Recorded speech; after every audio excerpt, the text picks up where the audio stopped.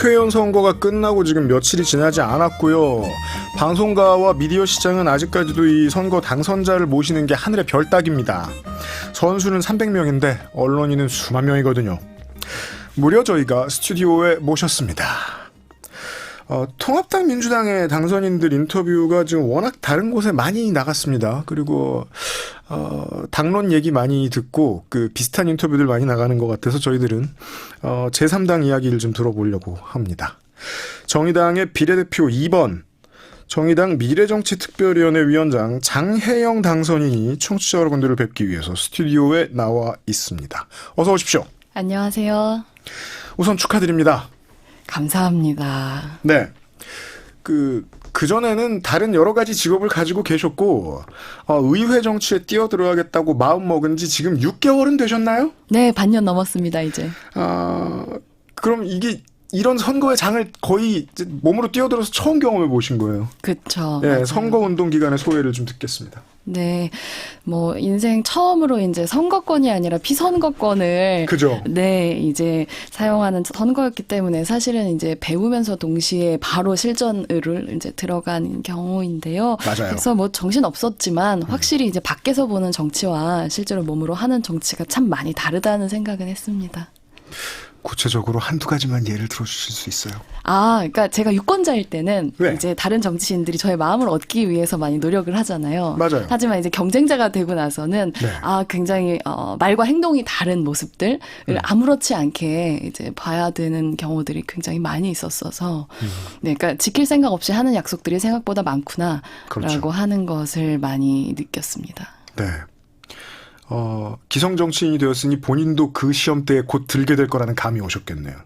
네, 뭐 정치를 시작한다는 얘기를 이제 하자마자 반년 전에, 그러니까 네. 저는 그 전까지는 이제 다큐멘터리 감독, 뭐 이렇게 책을 쓴 작가 아니면 뭐 유튜버 그렇죠. 이런 방식으로 이제 인권 활동가로서 저를 주로 알고 계신 분들이 많으셨는데, 네. 이제 정치를 시작한다고 말씀드리는 순간부터 이 순수성을 의심받는 거, 이거는 맞아요. 그냥 숙명이로구나, 그건 좀 알게 됐습니다. 네. 그런 말을 지어내는 일은 쉽거든요. 피선거권을 행사해보지 않은 사람들 입장에서는. 네. 배지 얻으려고 그동안 저렇게 살았구나. 네. 라는 말에 지금 몇 달 동안 계속 답하셨을 거고요. 그렇죠. 근데 이제 나는 다를 거예요 라고 얘기하는 게 얼마나 순진한 얘기인지는 얼마나 순진하게 들리겠어요. 일로 보여줘야죠. 네, 그래서 결국은 성과를 통해서 뭘 맞습니다. 하기 위해서 들어왔는지 보여드려야 된다고 생각합니다. 네. 주말은 CBS 순서가 지금 제가 아는 바로는 전국방송 나가는 타이밍인데요. 전국의 유권자들이 들으실 때 이제 곧 국회에 들어갈 21대 국회의원 장혜영은 어떠한 배경을 가지고 있고 주로 어떠한 일에 전문성을 드러낼 수 있는 국회의원이고 어떠한 입법을 할 수 있는 사람이다라는 걸 좀 직접 좀 소개해 주십시오. 네, 전 사실 굉장히 평범한 시민이었다가 이제 막 정치인이 된 청년 여성 비정규직 노동자 집 없는 사람인데요. 예. 어쨌든 우리 중 다수예요. 네, 맞습니다. 매우 다수의 아주 평범한 사람인데 제가 현실 정치에 뛰어들어야겠다고 생각했던 이제 가장 결정적인 계기는 네. 저의 한 살 어린 여동생이 중증 발달 장애가 있고 예. 또 이제 그 이후로 어렸을 때부터 시설에 가가지고 굉장히 오랫동안 18년이라고 하는 긴 시간을 살아야 됐어요. 시설에서. 네. 근데 다른 많은 장애 가족들이 그렇듯이 이제 그런 동생을 돌보는 게 이제 가족의 일이다.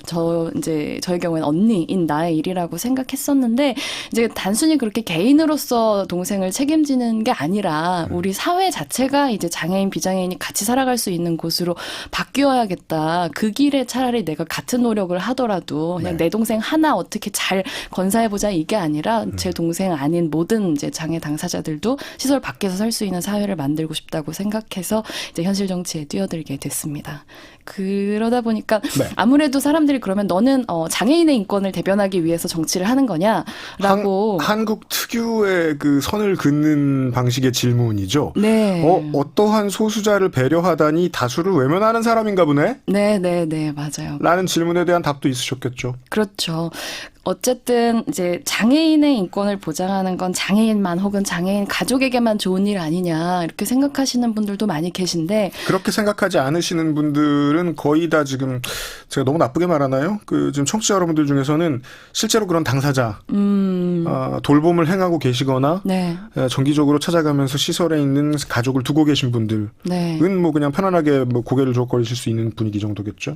네. 하지만 이제 우리 민주주의 사회의 원칙이라는 게 있잖아요. 네. 그러니까 가장 우리 사회에 연약하고 취약한 사람들도 인간답게 존엄한 삶을 보장받을 수 있어야 다른 모든 사람들도 당연히 그런 삶을 보장받을 수 있다라는 원칙에 입각해서 지금 우리 사회가 존재하고 있다고 전 믿고 있기 때문에 네, 우리 사회에 사실은 가장 취약한 사람들이 장애인이라고 하는 거는 이 말을 듣고 계신 모든 분들이 다 고개 끄덕거리실 거라고 생각해요. 당장 이제 코로나 사태 때만 보더라도 가장 먼저 희생됐었던 사람들은 청도 대남병원의 정신장애인들이었고 그렇습니다. 그렇기 때문에 바로 거기에서 시작한다면 우리 사회의 안전망이라 하고가 하는 게 지금처럼 되게 얼기설기 있어서 그 구멍 사이로 사람들이 다 빠져나가는 그런 게 아니라 예. 한 사람이라도 빠져나가지 않도록 촘촘하게 뒷받침할 수 있는 사회가 될 수 있지 않을까?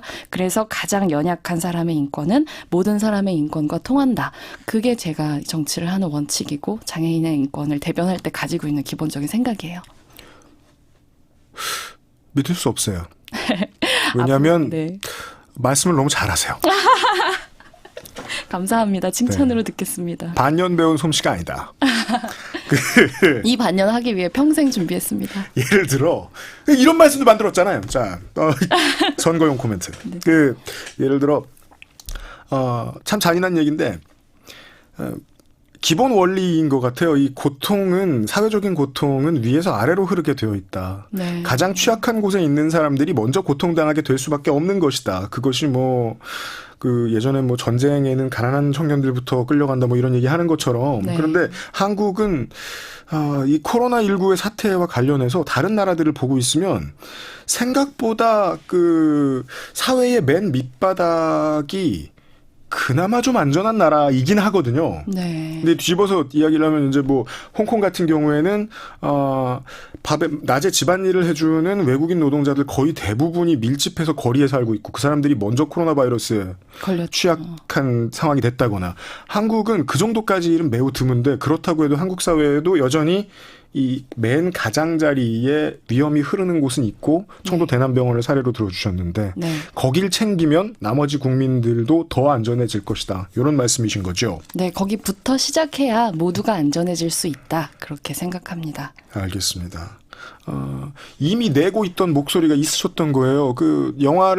다큐멘터리 영화를 만드셨다는 얘기를 제가 예전부터 알고 있었는데 이 관련된 것도 동생과의 삶의 이야기를 다룬 거고 결국 주제의식은 좀 장애인의 탈시설 활동 지원에 대한 얘기잖아요. 네, 맞아요. 예.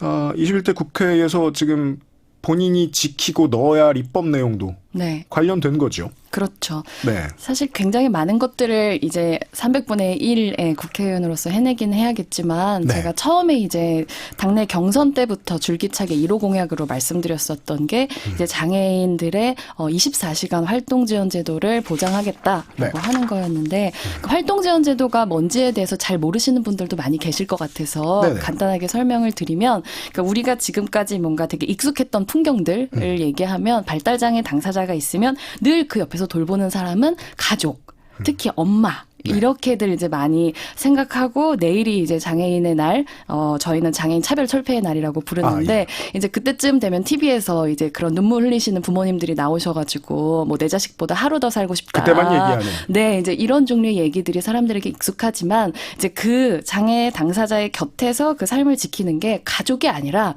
활동지원사라고 하는 이름에 국가가 고용한 사람들로 대체하겠다라고 하는 아이디어인 거예요. 그러니까 이동권 지원이 필요한 상태, 몸 상태가 그러하신 분들과 같이 살아보신 분들은 아시죠.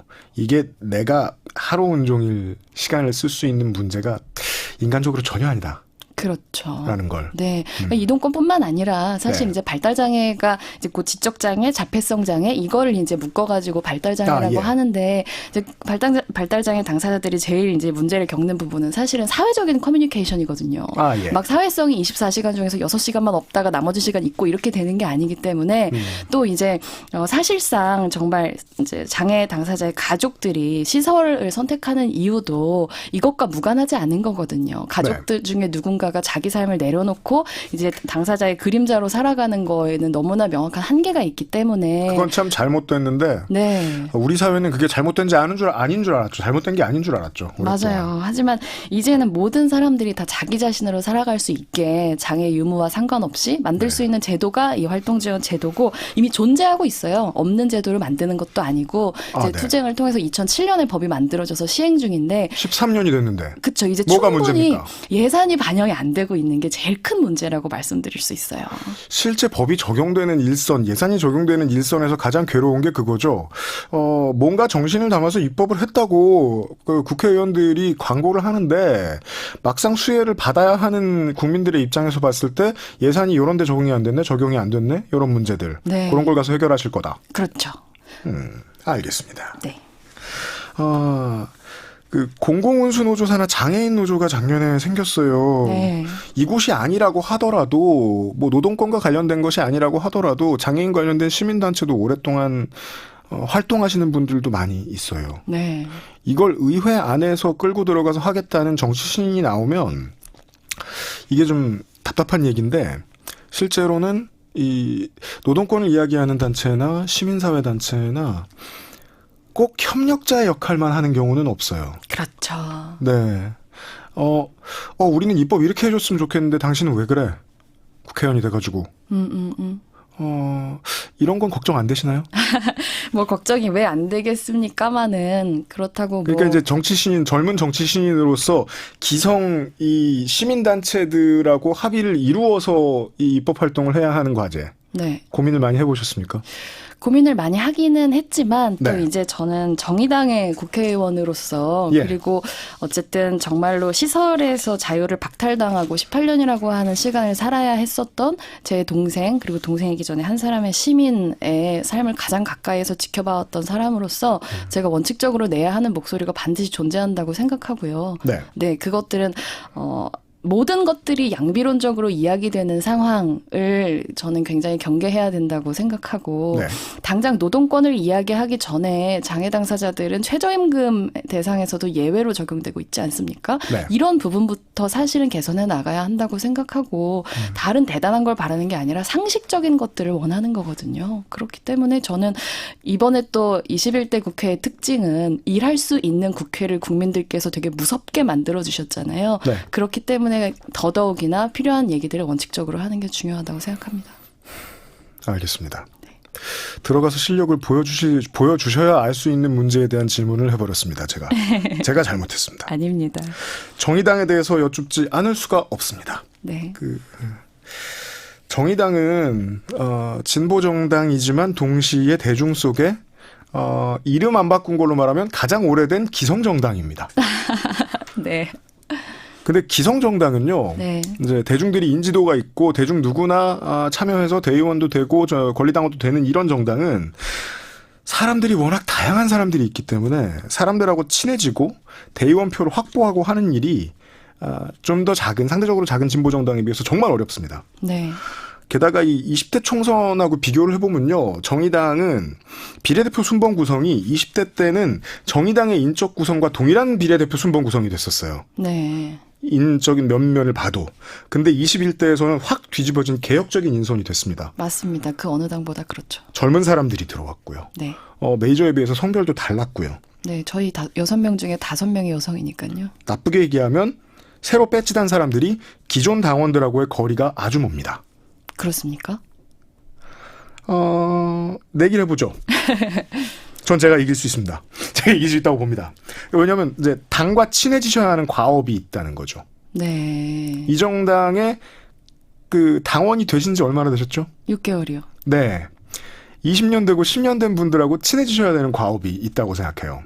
네, 이미 친하긴 하지만 더더욱 친해져야겠죠. 그게 세대 교체의 주인공이 할 일인 거죠. 네. 네. 이건 이제 그 정의당을 지지하시는 분들께 들려드리고 싶은 얘기거든요. 네. 앞으로 이제 기존의 구성원들과 어떻게 어울려 나갈 것인가. 네. 뭐 워낙 정의당 안에는 다양한 분들이 계시고 또 저마다 굉장히 생각도 뚜렷하시고 이제 많은 사안들에 대해서 다양한 목소리들을 가지고 계신데 이제 당연히 저는 정의당의 이름으로 심지어 이제 또 비례대표 국회의원으로서 활동을 하게 될 것인 만큼 훨씬 더 많이 듣고 세상이 이상해서 그렇지 비례대표 국회의원은 원래 당을 못 옮깁니다. 그죠? 아, 그럼요. 네, 그럼요. 네, 정말 이제 더 많이 듣고 더 잘하는 모습 보여드리는 수밖에 없지 않겠습니까? 알겠습니다.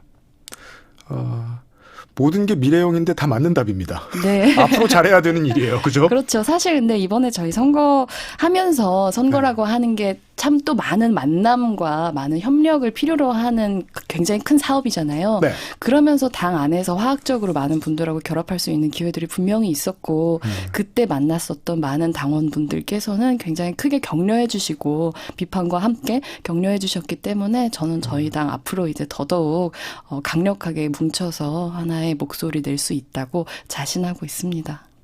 알겠습니다. 그러면 당을 대표해서 뭔가 말씀을 하셔야 되겠습니다.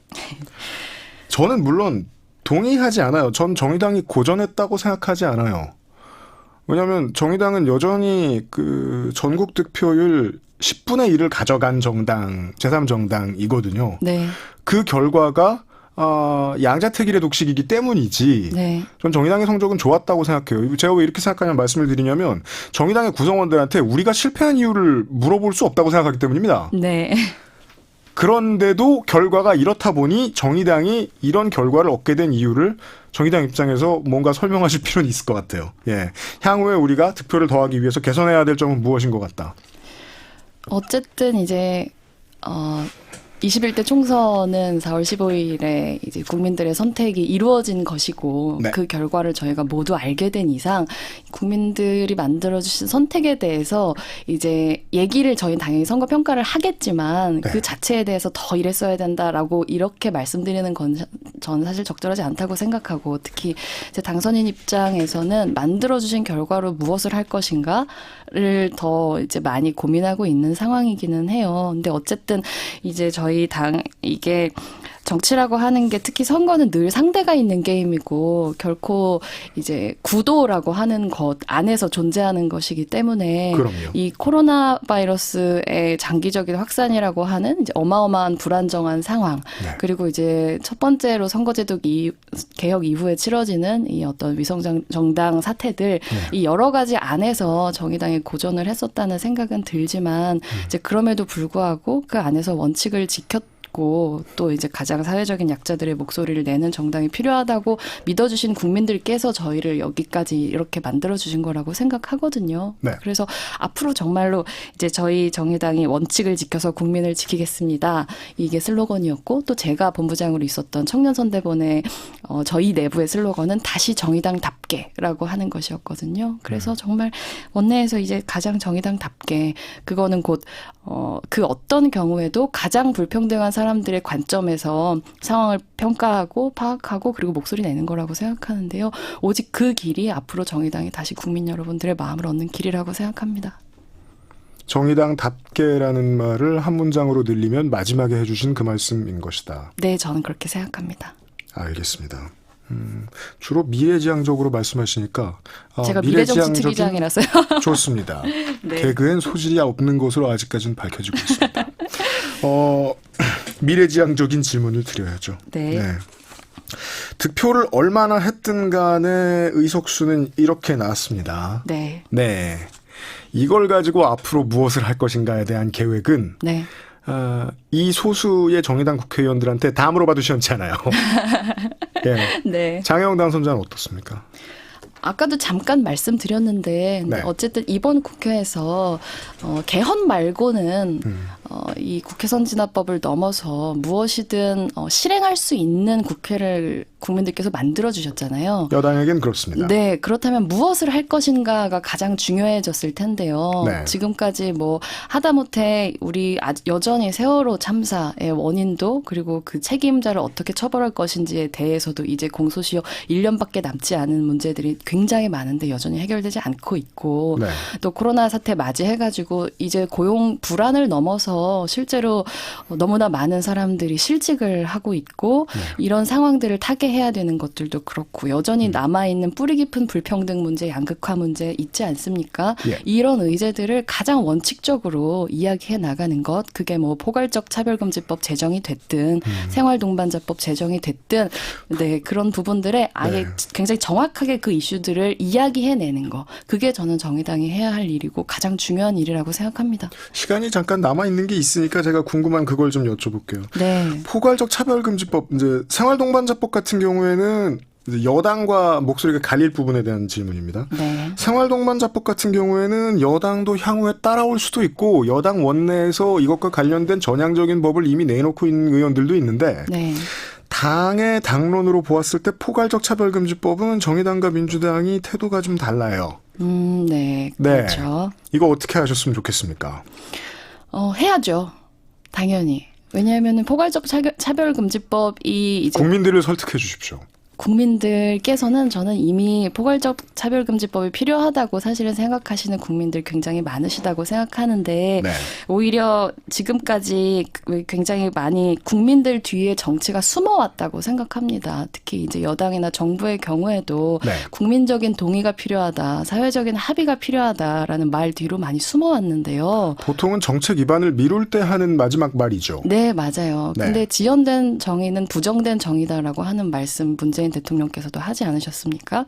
이제는 더 이상 나중으로 미룰 수 없을 정도로 민주당 만들어 주시지 않았습니까? 그렇다고 한다면 이제는 더 이상 나중으로 미루시면 안 되죠.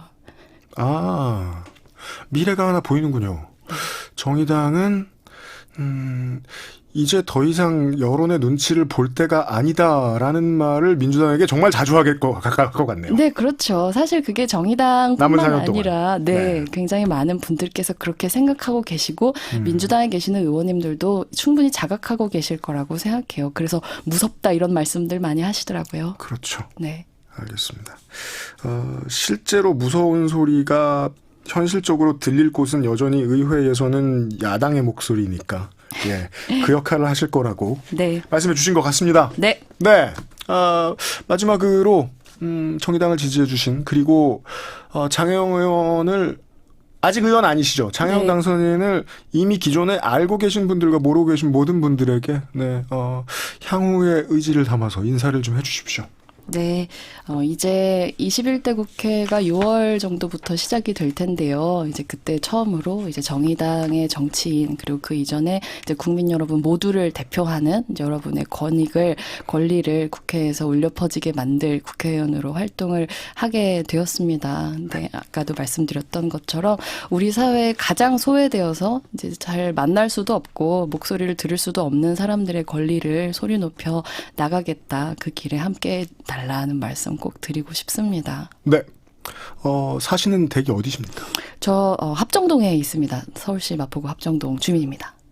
2024년에 마포 갑에 출마하시나요? 마포 을에 출마하시나요? 마포 을에는 저희 오현주 후보라고 하는 또 걸출한 인물께서 계시기 때문에 네. 지역구 고민이 아주 깊습니다. 네. 빠르게 잘 빠져나가고 계십니다. 네. 순발력 테스트에 마지막으로 합격한 감사합니다. 정의당의 장혜영 당선인과 함께했습니다. 오늘 시간 내주셔서 감사합니다. 또 가끔 뵙죠. 네, 감사합니다. 좋은 저녁 보내세요. 저희가 헤어메탈 가끔 틀죠. 화이트 라이언의 91년 곡 Love Don't Come Easy를 듣고 게임 문학 평론 시간으로 이어가겠습니다. 화이트 라이언의 Love Don't Come Easy 듣고 온 지금 시각이 7시 36분 45초를 막 지났습니다. 문자 많이 왔습니다. 4313님이요. 야간 출근 중입니다. 비도 오고 정말 가기 싫은데 일할 수 있음에 감사하면서 힘내보겠습니다. 저하고 비슷한 생각이시네요. 저도 오늘 정말 오기 싫었는데 일할 수 있음에 감사하고 있거든요. 그리고 또한 4313님이 들어주셔서 감사합니다. 6250님입니다. 무급휴가라 주유소에서 아르바이트 하면서 듣네요. 방송 틀어놓고 신나게 일해요. 얼른 무급휴가 끝나서 출근하고 싶습니다. 부디 그렇게 되시길 바라고요. 우리나라가 이 어두운 터널을 가장 빨리 지나가고 있는 나라니까 그것도 빨리 실현되기를 바랍니다. 저 같은 일용직들도 그냥 집에 있으면 그것이 곧 무급휴가거든요. 힘내십시오. 이정옥님께서 진행자님이 바뀌셨네요. 목소리는 편안하고 좋으신데 죄송하지만 누구신지요? 성함이 없네요. 하하. 유승균입니다. 조용원님께서요. 진행자님 성량이 부드럽고 굵으셔서 하시는 말씀이 귀에 쏙쏙 들어옵니다. 그런데 성함을 모르고 듣고 있네요. 유승균입니다. 김보경 작가님 이제 이런 질문 다 커트해 주십시오. 유승균입니다. 저의 특징이 있다면 안 유명합니다. CBS의 방송 진행자 여러분들 중에 제가 제일 안 유명합니다. 조금 전에 4시에서 6시 사이에 유영석의 팝콘 들으셨죠? 유영석 선배님보다 제가 100만 분의 1 정도 유명합니다. 사실상 안 유명합니다. 민병철님, 시사 프로그램인가요? 아니요, 음악 프로그램입니다. 그럼 제가 질문해볼까요? 음악 프로그램인가요? 아니요, 시사 프로그램입니다. 둘 모두로 괜찮습니다. 이 방송 있는지 오늘에서야 알게 되었네요. 좋습니다. 네, 또 와주십시오. 5분한테 모바일 커피 쿠폰을 보내드리지요. 저희들 쿠폰 되게 많아요. 문자 많이 남겨주십시오.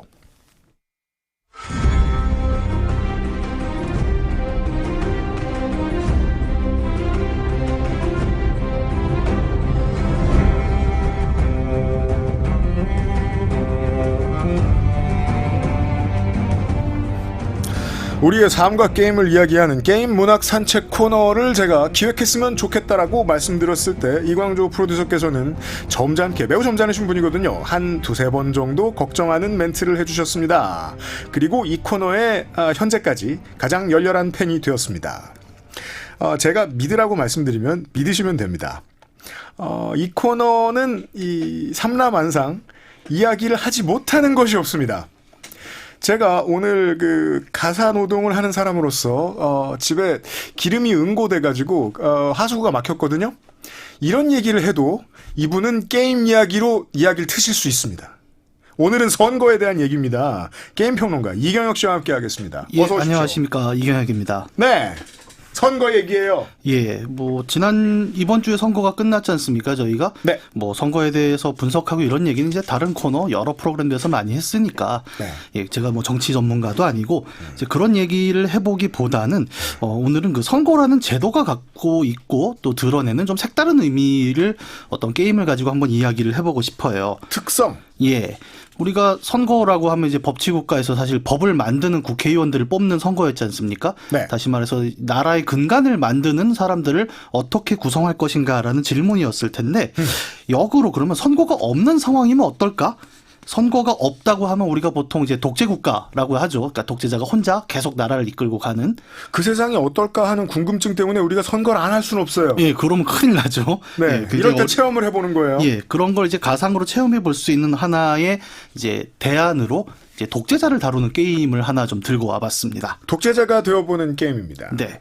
이 게임의 제목은 트로피코라는 게임이에요. 네, 여러 편이 나왔고요. 상당한 히트작입니다. 예, 스페인어로 열대 정도, 우리가 왜 열대 과일 음료 보면 트로피코, 트로피카 이런 표현 많이 들어가는. 트로피컬. 예, 그 열대라는 이제 제목을 갖고 있는 게임이 2001년에 첫 선을 보인 이래 이제 2019년까지 한 6편 정도가 시리즈로 나와 있습니다. 네, 20년간 흥행이 지금 실패하지 않았다는 겁니다. 네, 네. 이 게임은 이제 대충 어떤 내용이냐면 여러분 많이 아시는 이제 건설 운영 시뮬레이션이라는 장르가 있어요. 보통은 심시티를 생각을 합니다. 네, 컴퓨터로 게임을 해보신 분들은 심시티를 생각을 하시고 요즘은 또 모바일로 워낙 많이 하시니까 요즘 모바일 게임들이 워낙에 짓고 만들고 심고 운영하고 하는 것으로 네. 많이 만들어져 있죠. 땅에다 건물 만들고 네. 일정 시간 되면 건물이 올라오는 이제 이런 식의 뭔가 건설하고 운영하는 이제 시뮬레이션 게임인데요. 네. 아까 얘기한 대로 제목이 트로피코다 보니까 이제 열대 지방의 어떤 섬나라를 배경으로 해요. 예, 대개 열대 지방의 섬나라라고 하면 동남아시아도 있고 중앙아프리카도 있겠지만 네. 이 게임이 묘사하는 지역은 아마도 캐리비안 해 일대 그러니까 우리가 중남미라고 부르는 라틴 아메리카의 등. 네. 네. 그쪽일 트로피칼. 확률이 매우 높습니다. 왜냐하면 이제 게임 제목도 스페인어로 트로피코로 돼 있고 그렇죠. 예, 등장하는 주인공이 엘 프레지덴테라고 해서 스페인어로 대통령, 총통 같은 의미를 갖고 있는 단어를 쓰거든요. 멕시코와 미국과 라틴 아메리카 사이 어떤 섬 네. 가상의 예, 그런 이제 중남미 근처의 어떤 스페인 문화권의 섬을 통치하면서 이제 운영을 하는 건설 운영 시뮬레이션 게임이고요. 네. 이 게임을 이제 계속 이어나가기 위해서는 처음에는 이제 커피, 바나나, 고무 이렇게 1차 농산물밖에 없는 섬을 계속 개발을 해서 뭐 2차 산업을 올리고 관광업을 올리고 해서 나라를 말 그대로 부강하게 만들면 됩니다. 여기까지는 일반적인 건설 운영 시뮬레이션과 동일한데 네. 이 게임이 갖고 있는 특징은 그 나라를 운영하는 주체가 엘 프레지덴테라고 아까 말했던 대로 불리는 독재자라는 점이 있죠. 네. 왜 독재자가 갑자기 주인공으로 들어왔냐? 이제 여기가 참 이게 재밌는 문제죠. 부분이에요. 예. 그냥 기본적으로 뭐 농장 짓고 공장 짓고 뭐 일반적인 게임 하는 것처럼 우리가 이제 도시를 건설하고 만드는 게임인데 여기에서 사람들은 요구가 굉장히 강하게 나타납니다. 예를 들어 인구가 점점 늘어나면 식량이 늘어나잖아요. 필요한. 그러면 농장을 더 만들어야 되고 밥만 먹고 살 수 없지 않습니까? 더 좋은 옷도 필요하고 뭐 술집도 만들어야 됩니다. 공장도 만들어야 되고 창고가 들어갈 지구도 정해줘야 되고 네. 특히나 정부는 도로가 들어갈 곳을 정해줘야 돼요. 그렇죠. 네, 독재를 한다고 해서 사람들의 요구를 아예 안 듣는 게 아니라는 걸 알게 됩니다. 이 게임을 네. 시작하자마자. 예. 인구가 늘어나고 생활 수준이 올라갈수록 요구치가 점점 다양해지고 높아진단 말이죠. 네. 이런 상황에서 이제 독재자인 내가 이제 독재자가 되지 않습니까? 이 독재자는 굉장히 아이러니하게도 네. 사람들이 무엇을 요구하는가에 맞춰서 계속 뭔가를 해주는 그런 행정수반의 역할을 하게 되거든요. 독재자인데. 네. 뭐 이거는 이제 트로피코뿐만이 아니라 앞서 말씀드렸던 심시티나 기타 여러분 모바일로 많이 하실 수 있는 그런 이제 건설 운영 시뮬레이션에서도 비슷하게 나타납니다. 그러니까요. 생각해보면 이상해요. 우리가 건설 운영 시뮬레이션을 하는데 네. 4년 동안 플레이하다 말고 다음 선거 준비해야지 이러고서 선거 모드로 들어가지 않아요. 네, 그렇죠. 기본적으로 다 독재였던 거예요. 네. 사실 기존의 게임들이 독재였던 거죠. 지금 말씀하신 대로. 예. 근데 뭐 심시티, 기타 판빌 뭐 이런 여러 가지 그 운영 시뮬레이션에서는 그 주체가 드러나지 않아요, 사실. 맞아요. 그냥 시장님, 뭐 주인님, 신처럼 움직여요. 네, 그 정도의 모습만 보이는데 역설적으로 독재자라는 이 운영을 중심에 맡고 있는 플레이어가 독재자라는 사실이 왜 드러나는가를 생각해 보면 이 게임에는 선거가 들어있기 때문이에요. 재밌습니다. 네. 게임 안에 선거가 있기 때문에 독재자 얘기예요. 왜 그런지 봐야 돼요. 트로피코라는 게임에서는 이제 한 4년, 5년 일정 주기마다 선거를 치르게 됩니다. 예. 트로피코의 주민들은 근데 이제 나 혼자 개인으로서의 주민이 아니라 각자가 갖고 있는 정치적 성향을 갖고 있는 집단의 일원으로 등장을 해요. 유권자 전체 중 사람들. 네, 예를 들어 뭐 가장 대표적으로 진보주의자, 보수주의자가 존재를 하고요. 공산주의자가 있고 그 중에는 그다음에 환경론자도 있고, 그렇죠. 예, 종교주의자도 있습니다. 네.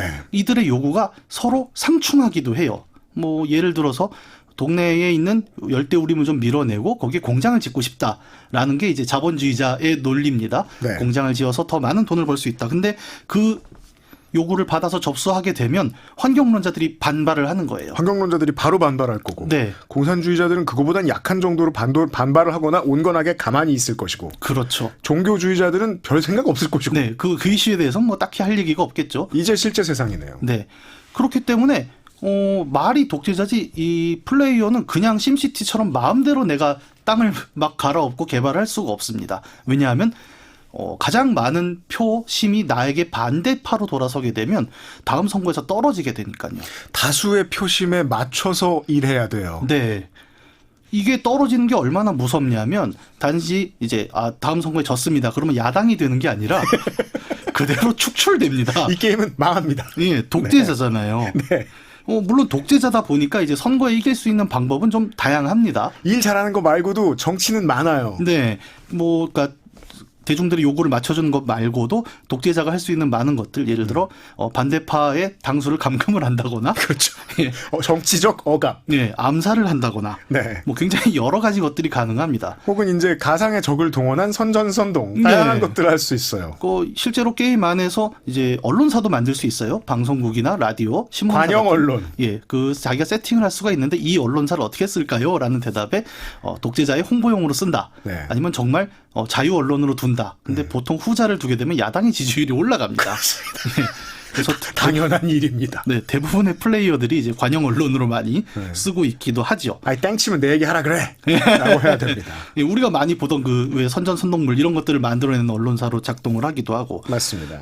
그리고 또 몇 가지 여담으로 말씀을 드리면 이제 그런 교육제도도 자기가 직접 만들 수 있거든요, 섬에. 이런 교육제도를 만들 때도 학교를 세워놓고 이제 영문 표현으로 북 BBQ라는 표현이 있어요. 북 BBQ. 예, 이게 뭐냐면 책을 말 그대로 불태우는 분석행위거든요. 그렇죠. 시민들의 교육 수준을 낮춰서 네. 어떤 선거에 대한 정치 참여율을 떨어뜨리는 이런 방법도 존재를 해요. 21세기 한국에서는 상상할 수 없는데 이것은 정치 기법이지요. 네. 이 대중의 교육 수준을 일부러 낮춰놓는 것. 예, 우리도 뭐 80년대만 해도 이제 우민화 정책이라고 해서 네. 이제 그런 얘기들을 많이 쓰곤 했었는데 네. 뭐 이런 여러 가지 방법들이 있음에도 불구하고 선거에서 이기는 것은 트로피코라는 게임에서 매우 중요합니다. 왜냐하면 반대파 당수를 암살하거나 뭐 말 그대로 정권에 반대하는 사람들을 무력 혹은 폭력으로 억압하게 되면 결국 이 반대파는 점점점 그 분노를 해소할 길이 없어서 결국 중남미 특유의 그 게릴라 반군이 됩니다. 지역을 비하하셨습니다만 네. 20세기 이후의 역사를 보면 많은 사례가 중남미에서 있었습니다. 저는 이제 중남미는 원래 그렇다가 아니라 네. 그 지역에서 많이 많은 발생했다. 일이었습니다. 네. 현대사에서. 그렇게 되어버리는 거죠. 그래서 네. 사실 이제 무력으로 싸움이 붙기 시작하면 수습이 안 되는 상황에 도달을 하는 거죠. 그렇기 그렇죠. 때문에 이 게임은 독재자 게임이라고 표방을 하고 실제로 많은 게임 내의 정치 기술들을 이제 독재스러운 뭔가로 포장을 하고 있지만 실제로는 독재를 할 수가 없습니다. 그렇습니다. 독재를 했다간 할 수는 있지만 굉장히 어려운 길을 가야 하는. 이게 이 게임의 가장 재미있는 대전제인 것 같아요. 네. 독재를 할 수 있는 독재자란 없다. 네. 라는 걸 인정해야 예. 이 게임을 잘할 수 있어요. 네. 그리고 이게 단지 게임만의 이야기는 아니라는 거죠. 그러니까 선거가 형식적으로나마 존재하고 그 선거의 존재 때문에 사실 게임을 하는 플레이어는 독재자라는 타이틀을 갖게 되잖아요. 네. 앞에 얘기했던 다른 운영 시뮬레이션과 다르게 이 게임은 선거를 도입함으로써 오히려 독재자란 무엇인가라는 질문에 대해 굉장히 좀 디테일한 맞습니다. 대답을 보여주고 있습니다. 네. 이건 굉장한 반어죠. 독재자를 표방하지만 사실은 민주주의 얘기를 해버린 거지 않습니까? 그렇죠. 예, 정치 세력이 사람들의 요구를 어떻게 받아들여야 하고 어떻게 대응해야 하는가에 대한 대답을 트로피코라는 게임을 통해서 좀 볼 수가 있었던 거죠. 우리가 이제 지난 시간에는 바이러스가 돼봤고 네. 오늘은 독재자가 돼보고 있는데 네. 겉으로만 들으면 이제 부정적으로 느끼실 수도 있는데 이게 이제 제3공화국이나 제4공화국, 제5공화국 이런 드라마 즐겨보시는 분들 많았었어요. 예.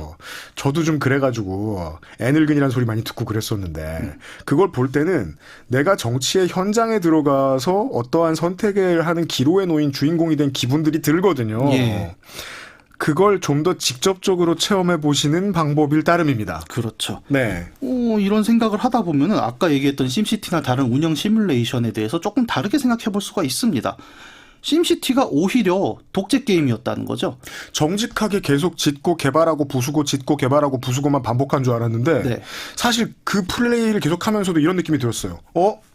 여기서 살고 있는 사람들은 왜 나한테 항의를 안 하지? 네. 오히려 독재 게임이라고 불리지 않은 그 게임이 독재였고 트로피코가 독재라고 하지만 민주주의를 이야기하는 게임인 이유는 되게 간단합니다. 시민들의 정치 성향이 그 게임에 어떻게 구현되어 있는가에 따라 결과가 달라진다는 거죠. 내가 방금 심시티 게임을 통해서 20년 된 상업지구를 다 없애버리고 공업지구를 새로 만들었는데 왜 어디서 비참한 일들이 생겼다는 신문 기사가 안 올라오지? 예, 왜 안 올라올까요? 이 질문에 답하는 게임이에요. 그렇죠. 네. 오늘 굳이 이 게임을 가져온 이유는 사실 오늘이 이제 그 4.19 혁명 60주년이지 않습니까? 맞습니다. 예, 이제 좀 있으면 끝나게 되는데 어떤 그 총선이 끝나고 하필 4.19 60주년의 밤에는 어떤 게임을 이야기할까라는 생각을 하다가 네. 이 게임이야말로 지금 딱 필요한 게임이겠구나라는 생각이 들었던 거죠. 어떤 국가와 시민의 관계라는 것이 뭐 독재건 뭐건 간에 항상 결국 시민의 요구에 대해서 긍정적으로든 부정적으로든 상호작용을 할 수밖에 없다라는 것이 어떤 국가, 정치, 시민사회의 이야기의 가장 핵심적인 메시지가 아닐까. 그리고 그걸 되게 극적으로 드러내는 반어법의 장치로서 게임 트로피코는 참 의미 깊은 게임이다. 예, 이런 생각이 좀 드네요. 그러게 말입니다. 이게 코로나19 상황에서 더더욱이 선후를 따지면 시민이 가르치고 그걸 잘 캐치하고 빨리 배우는 이들이 정치인이 되는 것이 맞는 구성이구나 라는 생각을 여러 번 하게 되거든요. 네. 4.19였어요. 생각해보니까 오늘이. 그렇죠. 네.